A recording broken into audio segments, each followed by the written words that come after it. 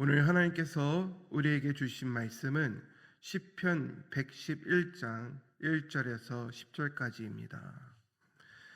시편 111편 1절에서 10절을 함께 교독하겠습니다. 제가 먼저 1절을 봉독합니다. 할렐루야. 내가 정직한 자들의 모임과 회중 가운데서 전심으로 여호와께 감사하리로다.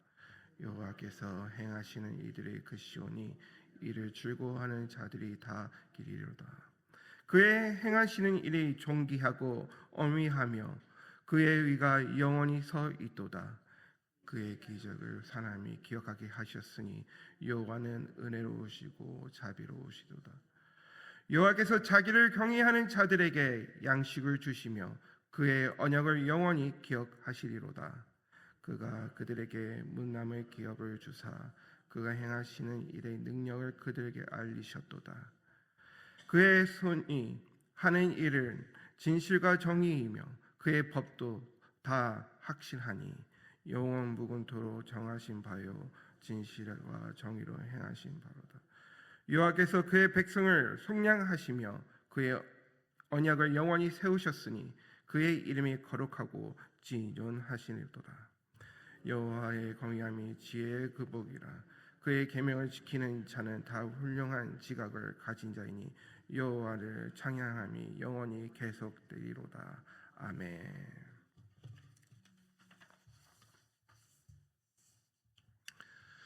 여러분, 우리가 살고 있는 요즘 시대의 세상은 너무나 치열한 경제 속에서 살아가는 세대입니다. 아침에 눈을 뜨면은 저희는 스마트폰을 켜고 SNS를 확인한 다음에 나스닥 지수를 확인하고 또 쏟아지는 뉴스에 반응하면서 정신없이 하루를 시작하게 됩니다. 근데 참 이상한 점이 있습니다. 어제 본 자극적인 드라마, 뉴스 기사는 생생하게 기억이 나는데 어제 내 삶 속에 쏟아졌던 하나님의 은혜는 왜 이토록 쉽게 잊을 걸까요? 우리가 지금 살고 있는 이 세대는 영적 건만증이라는 시대에 살고 있다고 합니다. 당장 눈앞에 보이는 비즈니스와 자녀 교육과 그리고 불확실한 경제적 어려움이 거대한 파도로 휩쓸러 우리한테 다가오는 것처럼 보이기에 하나님이 내 인생에 행하신 위대한 일들을 너무나 쉽게 놓치는 것 같습니다. 하지만 성경은 단호하게 말하고 있습니다. 믿음은 결국 기억의 싸움이라고 말하고 있습니다. 내가 무엇을 기억하냐고, 내가 무엇을 붙잡느냐에 따라 내 입술에 감사가 나오고 또 내가 무엇을 기억하고 또 그거의 은혜로 감사함으로 행동을 옮길 때에 하나님께서는 우리한테 특별한 지혜와 능력과 힘을 더하여 주신다는 것입니다. 오늘 설교 제목은 지혜로 가는 길입니다. 하나님께서 주신 그 은혜를 여러분들과 나눌 때에 우리가 갖고 있는 은혜, 우리가 갖고 있는 기억들을 우리가 함께 나누는 시간이 되기를 축원드립니다. 시편 마치 장인이 한 땀 한 땀 술을 놓은 듯 정성껏 들여서 만든 시라고 볼 수 있습니다. 그의 시의 형태는 답관체 형식으로 취하고 있습니다. 히브리어 알파벳 22가지의 각 첫 글자로 순서대로 배열되어 있다는 것인데요. 치면은 우리말로 가나다라라고 시작하는 그 앞에 가로 시작해서 한 줄, 나로 시작해서 한 줄, 이렇게 해서 22행을 지은 시인 것을 우리가 볼 수 있습니다. 근데 이것이 단순히 문화적인 기교가 아닙니다. 여기서 우리가 볼 수 있는 것은 세 가지인데요. 첫 번째가 완전한 찬양의 선언인이라는 것입니다. 알파벳 시작부터 끝까지 모든 글자를 사용했다는 것은 하나님의 위대하심이 빠짐없이 완벽하게 찬양하게 만들었던 의지를 담고 있다는 것입니다. 두 번째는 신앙의 전송의 도구라는 것입니다. 이 형식은 암기하기 쉽게, 교육하기 쉽게 만들었다는 것이죠. 당시 인쇄술이 없었던 시절, 부모님들은 자녀들에게 하나님의 행적을 노래처럼 쉽게 외울 수 있도록 가르쳤다는 것입니다. 1세대 부모가 다음 세대 자녀들한테 경험한 살아계신 하나님을 물려주기 위해 넥스트 제너레이션한테 영원토록 기억남게 하기 위해 몸부림을 친 것으로 우리가 볼 수 있는 것입니다. 세 번째가 공동체의 전체성입니다. 바벨론 포로에 돌아온 이스라엘 공동체는 이 시편을 부르면서 우리는 망한 무너진 자들이 아니라 하나님의 기억으로 함께하고 있고 언약의 백성이라는 것을 확신하기 위해 그들이 모였을 때에 불렀던 찬양이었다는 것입니다. 이처럼 111편은 개인적인 견고함을 높이기 위해 만들어진 찬양이 아니라 공동체의 전체성을 세우기 위해 강력한 도구로 사용되었던 것입니다.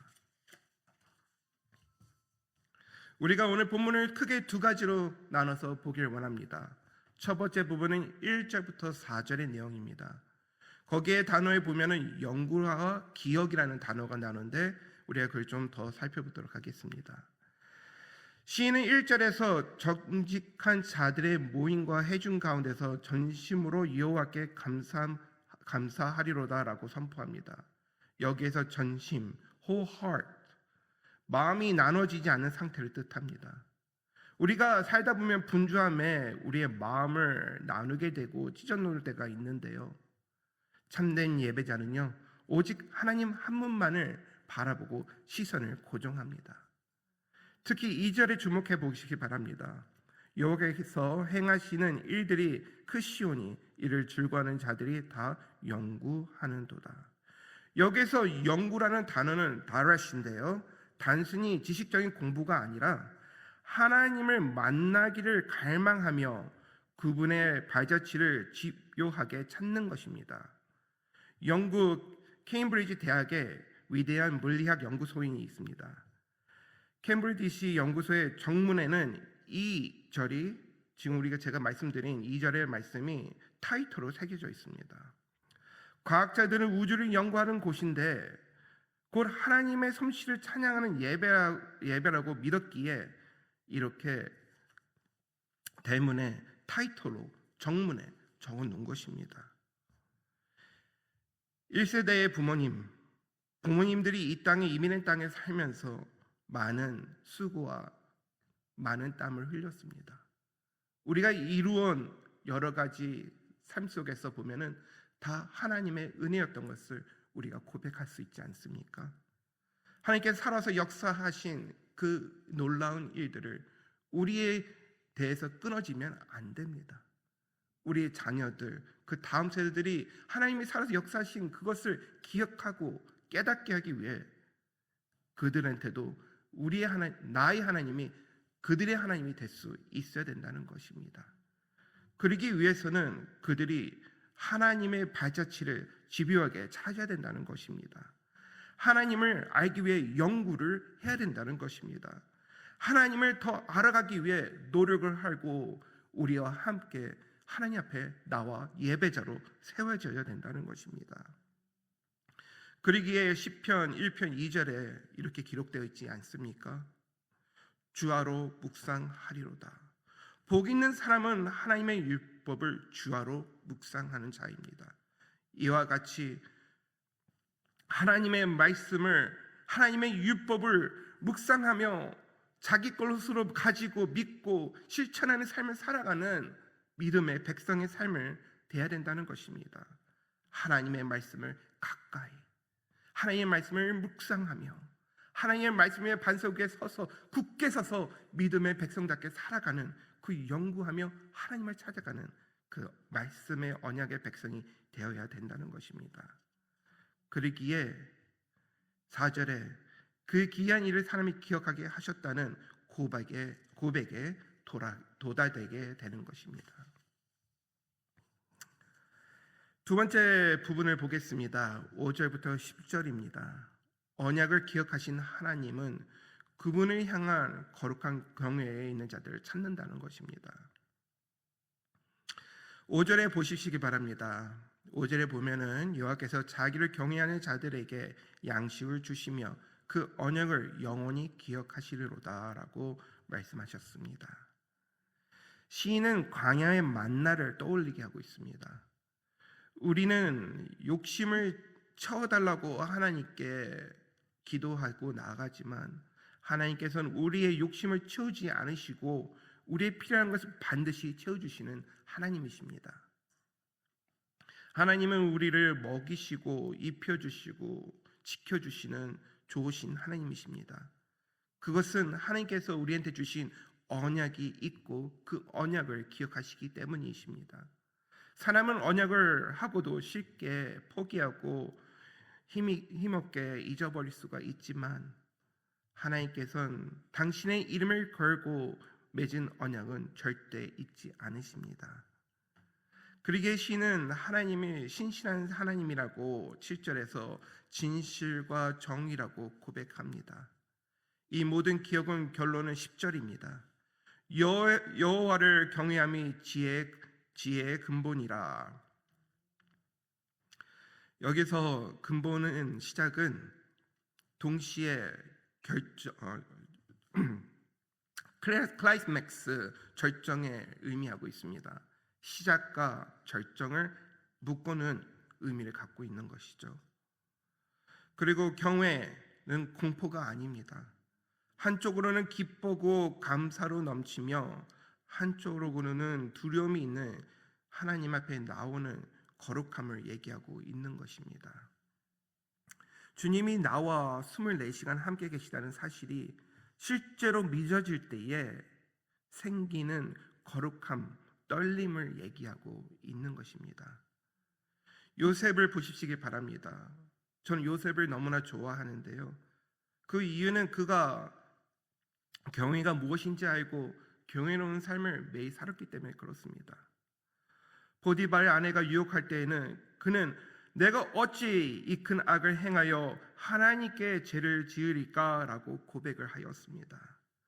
그는 유혹 속에 그 순간 앞에 눈앞에 보이는 여인이 아니라 하나님을 보았습니다. 이것이 바로 경외함이며 세상을 이길 수 있는 믿음과 능력과 힘이라는 것입니다. 잠언 9장 10절의 말씀처럼 여호와를 경외하는 것이 지혜의 근본이요 거룩하신 자는 아는 것의 명찰이라라고 기록되어 있습니다.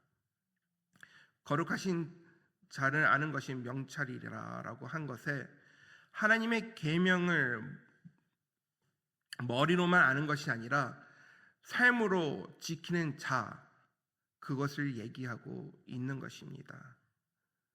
여러분, 우리가 경외의 유산을 우리 자녀들한테 물려주는 것이 지금 시편의 기자가 얘기하고 있는 내용입니다. 살아계신 하나님께서 여러분에게 주신 그 은혜를 우리가 기억할 때에 진정한 감사와 진정한 지혜로운 삶을 살아갈 수 있습니다. 이것을 우리로서 끝내는 것이 아니라 우리 다음 제너레이션, 다음 세대들한테 이것을 알려두고 그들이 또 기억하게 해야 된다는 것입니다. 성도 여러분, 오늘 시편 100장 11편이 노래하는 부분이 하나님의 모든 행적, 그것의 맞춤점이 주인공이 바로 우리 예수 그리스도이십니다. 5절의 양식은 요한복음 6장에서 말씀하신 하늘에서 내려온 생명의 떡이신 예수님을 가리키고 있으며 9절의 속략 리뎀션은 십자가에 위에서 자신의 생명으로 값을 지불하고 우리의 죄를 사하신 구세주 예수님을 가리키고 있는 것입니다. 하나님이 우리를 구원하시기 위해 하나님의 은혜, 사랑을 우리한테 주시지 않으셨습니까? 하나님의 언약 안에서, 십자가 안에서 우리는 완성이 될 수가 있습니다. 세상 속에서 쫓기고 세상 속에서 타협하고 세상 속에서 무너지는 것이 아니라 하나님께서 주신 그 첫사랑을 기억하고 하나님께서 하신 그 놀라운 은혜들을 기억하며 하나님 앞에 예배자를 쓰는 것을 기억하여 하나님 앞에 언약 속에 들어가 십자가 안으로 들어가 완성되시는 여러분이 되기를 축원드립니다. 말씀을 정리하겠습니다. 오늘 우리가 세 가지를 배웠습니다. 첫째는 영구라는 단어입니다. 우리가 하나님을 더 알기 위해 하나님이 하신 그 은혜를 기억하고 하나님 앞에 더 나아가 연구하시는 여러분이 되기를 부탁드립니다. 두 번째는 언약을 지키시는 하나님 앞에 나아가 언약의 백성처럼 살아야 된다는 것입니다. 세 번째는 하나님께서 주신 그 첫사랑 그리고 경외의 유산을 우리만을 가지고 있는 것이 아니라 우리 자녀들한테 물려줄 수 있는 여러분들이 되기를 부탁드리는 것입니다. 오늘도 우리가 하나님께 주신 이 은혜를 기억하며 하루를 살아갈 때에 승리하시는 여러분이 되기를 축원드립니다. 기도하겠습니다. 하나님 아버지 감사합니다. 오늘 말씀을 통하여 우리가 하나님의 은혜를 기억해야 된다는 것을 깨닫게 하시니 너무나 감사합니다. 우리의 생각과 우리의 마음이 세상 속에서 분산되고 쪼개지는 것이 아니라 우리가 하나님의 얼굴을 향해 고개를 들고 하나님을 바라보고 집중하는 우리가 되게 하여 주시옵소서. 그래서 이 땅에서 하나님께서 하신 놀라운 일들을 바라보고 기억하며 진정한 예배자로 살아가는 우리 모두가 되게 하여 주시옵소서. 또 부모로서 우리 자녀들, 다음 세대들한테 이것들을 기억하기 위해 우리 또한 연구하고 노력하는 우리 모두가 되게 하여 주시옵소서. 예수 그리스도의 이름으로 기도드립니다. 아멘.